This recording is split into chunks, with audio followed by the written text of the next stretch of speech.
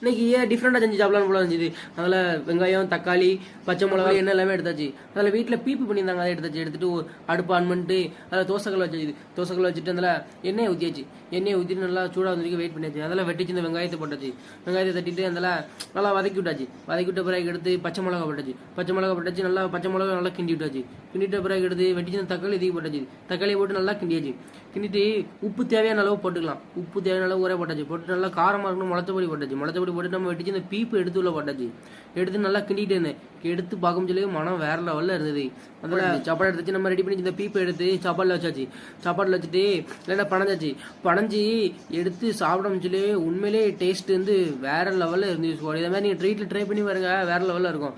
அதனால நீங்கள் வேற லெவலில் சாப்பிட டேஸ்ட் எல்லாத்தையுமே நான் ஒத்திலே சாப்பிட்டு முடிச்சிட்டேன். நம்ம சேனலுக்கு யாரும் புதுசாக சப்ஸ்கிரைப் பண்ணிட்டு பெல் பட்டன் ஆல் பண்ணுங்க. அப்போ தான் நம்ம வீடியோ நோட்டிஃபிகேஷன் வந்து